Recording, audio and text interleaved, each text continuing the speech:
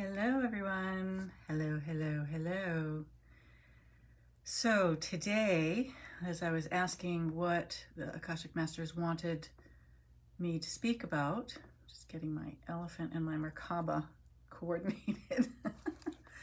I'm Sandy Rakowitz from One Heart Healing Center, and as I was asking the Akashic Masters what to speak about today, it's about creativity, but it's about a different aspect of creativity, and that is in connecting with our intuition. Not just connecting with it, but having a conversation with your intuition. And so I'm going to open up the records, and you can, and we'll just see what they have to say, because I don't know of all of what they're going to say yet. I don't know beforehand, before they're going to say it. Just like in a conversation, you just don't know what somebody else is going to say. And so bringing in this information, that's like that. It's like, okay, let's just see. Let's open up and see. So,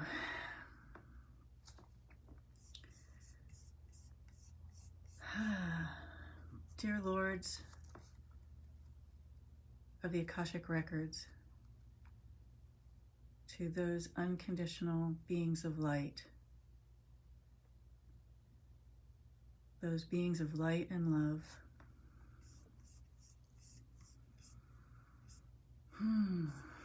help us to center fully in this moment.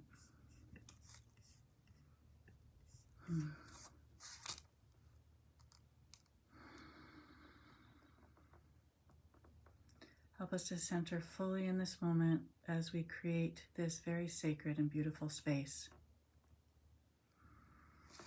Wrapping us in your love, in your light.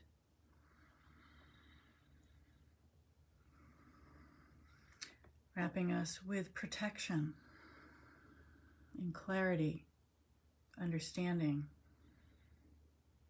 Allowing us to travel into the highest realms of the Akasha that are available, that are possible right now for myself and for anyone who is listening now or in the future. Please help us to open our multidimensional hearts, because our hearts do go across dimensions. Our hearts are a gateway into other dimensions. Our hearts are the portal into the sacredness of ourselves, into the highest vision and into the highest blueprint of ourselves, and in connection with each other, and into connection with beings from other dimensions, whether they be animals and consciousness or nature, spirit, or spiritual realms. And this is a connection, 5D connection, what people are talking about more and more. 5D connections, different dimensions. Please guide us to the deepest truths, the deepest truths that we can access now, supporting us in this journey, in this healing, and in this connection. There is always healing. There is always a releasing. There is always an opening, a releasing and letting go of that which no longer serves this highest blueprint.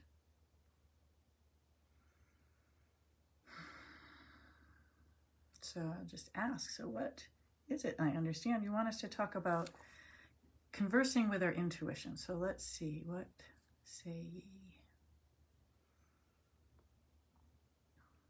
So first of all, what they're saying is they want us to understand, for those who, who are listening to this, and some may not fully understand this. At some level you understand this, but maybe perhaps not consciously, and how important this is for you to know and understand and to open into, that you are far greater than yourself. You are far greater than just you in this physical realm, you who is watching this right now, the you who can look around and see your surroundings. There is much more to you than this. There is a soul to you. There is so much more of you in soul form than there is of you in this physical form. And when we don't understand that, when we don't recognize that, when we don't allow that contact, that is where so many places of angst reside, they're saying, and so many aspects of pain. And it is through this connection that your healing happens. It is through this connection that you are able to open and release resistances more and more. And in saying resistance, they mean, what do you want to say about resistances right now? So it's about literally you are holding yourself back, and as if you were keeping a door closed or a series of doors closed and pushing away and turning away when you are in resistance, when you are saying, no, I'll do it on my own. No, I will not follow my heart's desires. No, I will override my intuition. I'm not going to, yes, that's my, or saying, oh, my intuitive sense, my first sense was this, but I'm going to go with this other decision. Now, I know this well. That's part of what got me into all of this work, along with my horse, Ibis. With that pattern of overriding, of hearing, sensing something, and then saying that you will go along with the other person, which is really what happens, or you will go along with another decision that doesn't say yes to what it is. And so they're saying that this is the conversation of with your what's called intuition, and intuition is about your connection with the divine self. Whether you realize that or not, your intuitive sense is greater than what happens just from your thinking and from your brain. Your intuition is a gut sense, and these days it's often called by many names. Intuition, it's put into a very broad category of what is or what happens. And that intuitive sense is that initial gut sense, that initial kind of hit, that initial sense of something. And you may not know all of it, but it is of a particular part of something that says, do this or go with that. And find this way or find that way. Turn this way, turn that way. Drive this way instead of that way. Wait in your car for 3 minutes until you get out, or you find yourself doing something before you get out. And when you get out, you happen to meet up with somebody that you've been thinking about, or somebody calls on the phone before you walked out the door, right? That you paused for before you walk out the door. Those are incidents of intuition. And that you can converse with your own intuition. It's another way of saying that you can converse with the higher self. It's another way to say that you can converse with your soul. That may seem a bit intimidating to some, but it is actually, they're saying, true. So these ways of connecting, you are each very capable. You have the capacity, the wherewithal inside of yourselves to have those conversations, to have open that connection further and further every single day. No matter how much you've been listening before, you can always increase your capacity and help you to open into far greater than what you could even imagine for yourself. That each of you is so much more capable than what you could even dream is possible. And I know that some people have a challenging time even knowing what they want or what is in their heart about desiring, because there's so much fear and or old trauma about asking for what you need, about putting out what you'd like, about listening to yourself, because perhaps growing up, when you listen to yourself as a child, those adults around you may not have been as tuned in or as listening in the same ways, and you might have come up against their trigger points and then in some way squashed your own sense of listening to yourself. And so now that gets carried forward into life of, I can't, it's dangerous, it's painful, it won't work. Excuse me. And so now is the time for you to listen and learn to develop and cultivate that trust with your intuitive self, not instead of your brain, but in coordination and in co-creation with what your beautiful minds know and understand and have learned from the past in the positive way, so that you can keep choosing to let go of the patterns and the ways of being and the ways of connecting that keep you pulled in, that keep you smaller, that keep you held back, that keep you saying, no, that's dangerous, I can't do that, and keep you smaller than what your actual capacity is, smaller than what your heart truly wants. And it is your heart, your intuition connected in with your heart and your mind. That coordination together is a beautiful capacity, and you're given very particular gifts. You've chosen to come forward and have very particular gifts from a soul perspective that will serve you best in this particular lifetime to be able to open into and beyond those things that have felt like obstacles. Those things that have felt like obstacles are the very things that you are important to go to meet with, and to have very different and new conversations with now, because they hold these strengths and gifts of yours that may seem counterintuitive, that may sound illogical to your brain, but it is of key importance.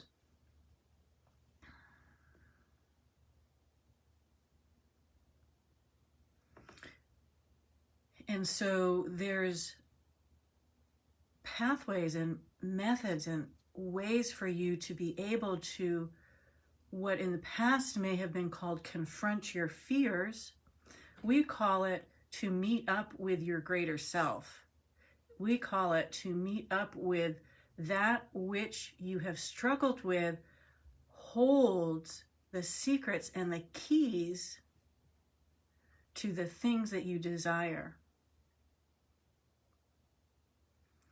And this is sometimes, if you haven't experienced that before, if you're not sure about what that means, it may take a leap of faith and assistance.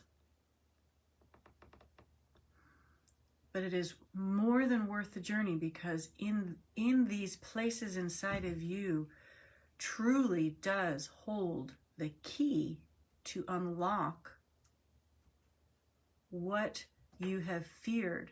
And what you have feared is truly what, like behind those doors are your capacity. I don't know if you can see Cassia's participating in her own way with this conversation.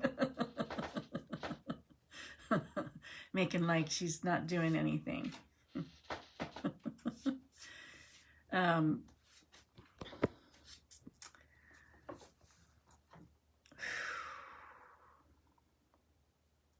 And so this brings us back to intuition and creativity. And the link between the two is they're often thought of as separate things. And when we speak about creativity, we are not necessarily or only specifically talking about, I am creating a piece of art, or I am painting, or I am creating a sculpture, or something along those lines that you associate with quote-unquote artists. Creativity is a life force, and everyone has it. It is part of the life force. It is part of your incarnation. It is part of the energies that come in creating life. We don't think of our day-to-day life as that I have the capacity to create what this day is, and yet that is exactly what it is that you are doing day to day. You may fall into a rut. You may fall into an old pattern. You may fall into something that you are used to doing. Hey, that's my special thing.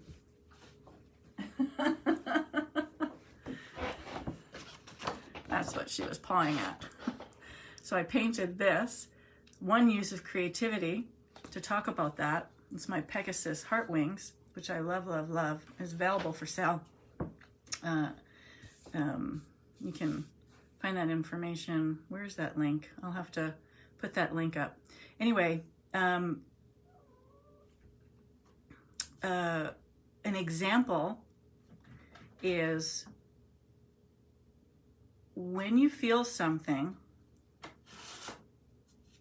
you have the capacity to go along with how you have known how to live through those feelings or compartmentalize them, whatever your pattern is, or to turn away from them. Hi, Missy. You would come join front and center instead of doing that. You're welcome to help us this way. Yep. And hang on one second.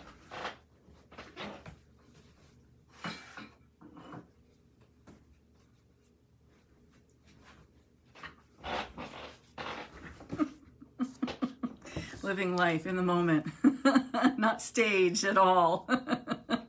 And so the connection between intuition and creativity and life force and how things pulse through you when you're feeling things, you have the capacity and choice to do things how you've always done them, and that's fine. But what we often don't get for ourselves is the capacity that we each have to shift, change, redirect, move, and respond and do things differently, if you so choose to. I'm not saying it can automatically happen without any assistance inside of yourself or preparation or even knowing, having an intention to want something different, right? So here's an example of how all of these pieces can come together. And it's just one example. But I have been talking for a while, months, over a year, about my the process of letting go of my horse a year and a half ago, who I had for 32 years. He passed away when he was 37. And so it's, as is any animal or the loss of any person or any animal, any beloved, it is so much adjustment of how you live your daily life and feel, and your identity, and how you've done things in your day-to-day practices, right? So in this case, I had 32 years of how I was living with this wonderful being in my life, right? Being co-creating in all sorts of ways. And so as I continue to be with that adjustment, right, which could also be called grief, as I continue to be with how that moves through me, which is different way of being with grief than how I used to do it growing up, or as most of my years as an adult in dealing with death. Dealt with, I don't know, dozens of deaths, animals and people over the years. And I say this very specifically in dealing with the ways it is moving through me. That's a choice. I want it to move through me now. I know what it's like to be feeling like I'm drowning in tears. I know what it's like to not want to get out of bed because I don't know how to face the day without that being, or because the sense of loss is so enormous, and I feel like I can never get out. I know what that's like. And I very consciously now choose to not live that way anymore, because I know what it feels like really, really, really, really well. I know what the outcomes are very, very well. I lived it over and over and over many times. And so this painting that Cassie was pawing at before, the Pegasus Heart Wings, was one of the paintings that I did. I took to help me move through my experience, to help me move with my experience, to stay connected and converse with my intuition, to converse and connect with Ibis now in this other form, to stay in that process and to include my feelings and not shut myself away, not shut these parts away, to help them find their coordination together. I used to just journal and write, and then I went to collaging because that could express things, because I felt like I couldn't draw or paint. And then I gradually moved into painting, and now I as what comes out of that connection, that creativity, that life force that wants to come through, that's part of like soul force, it's part of life intention, it's part of it's a conscious connection. I will connect with this intuitive sense, I will connect with the colors, I will connect with the frequencies, I will connect with my emotions and connect, and I take it to the page and I see what comes out. It's another form of channeling with the Akashic Masters. It's the same principles, just coming out in different forms. This is coming out in the form of words and expressions and energies and frequencies to you. When I do these paintings, like this was another one, this was like a heart starburst, right? Very, like, so much more vibrant than the place of grief, when I just sit in the grief and that's all I can feel. And those are important places to be in. It's like I have done my share of sobbing and tears and, having trouble moving at times. But the example, the life living example of what the Akashic Masters are saying, are one example of how you can move with this. Each person, you can connect in your own ways and let that happen through you. But I made a decision after my dog Liza died, 9 days after my cat died, and after I was really struggling. And it was within a year or two of my horse dying, my other horse, Sunny, dying. And it was a crazy year or two where there were something like 11 deaths of people and animals that were relatively close in proximity to me. It was like, okay, enough death, please. That's just way too much. And I made a decision at some point to use that grief for something besides just sitting in it. And that's when my creativity literally started to open up. And when I decided to create it was the very, very first time, this was probably 10 or 11 years ago, when I painted, actually I wasn't painting rocks, but I put words on rocks that reminded me of my cat and my dog, as reminders, and then I place them along the walkway and the entranceway coming into the my office space when I lived in Virginia, because my animals would be the greeters of my clients coming into the house. And so that walkway felt, you know, it was a different experience, and I needed a way to reconnect with that experience without those helpers in the physical form and put something tangible. And so that was the very beginning. If you've been following me for a while, especially on Facebook or Instagram, you'll see periodically that I'll post different rocks that I've been painting, and they're much more they're colorful now, and you know, have various words and stuff, and I use them as gifts and spread them around through the community for people to find, to brighten their day, and use them in all sorts of ways. And the initial point of action from that was from that decision. And that's one of the ways that it's grown. And these paintings are other ways that it's grown. And the work, you know, like having this conversation with you now is another way that that's grown. And it's the connection between creativity, intuition, and the larger self of you integrated into this, you know, personality of who you are. So, you never know what's going to come forward when you have a conversation and connect. So,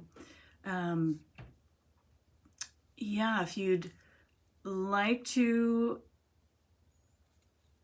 find some steps for you that might be next, if you'd like to see, if you're not familiar with, even if you are familiar with it, you can go to my website, onehearthealingcenter.com, and in the upper right hand corner you can sign up for an email newsletter and get a series, a free animal communication kit. You can see about having a animal communication session, an Akashic reading that's special for you, where the guides know specifically what it is that you need and will speak very directly to it, and often have very practical things. People think that it's often like going to be way out there, and sometimes it really is, but they really give, especially when asked, for very specific, practical pieces of understanding, and also give so much healing if you have a health-related thing or emotional or spiritual sense of something. And I also have different programs. So you can contact me at onehearthealingcenter.com and follow me, of course, here on Facebook. If you're watching on Facebook, please share, make comments. That always helps other people be able to connect in with what it is, something that you liked about it, something that resonated with you, something that was meaningful for you, something that was an aha for you, something that helped make sense for you, that spoke to something for you. If you're watching this on YouTube, please like and share also. And also write comments. It's great for people to be able to hear that. I'm sure that you've responded to comments that other people have made when you've read them elsewhere. And so you can also like my One Heart Healing Center business page. This is put on my personal page. I was going to put it on my business page and do the live streams there because that makes sense. But the guides told me to do it on my personal page, so I followed that sense. So thank you for joining me with much, much love and appreciations. And I'll be here next Friday at noon. Bye for now.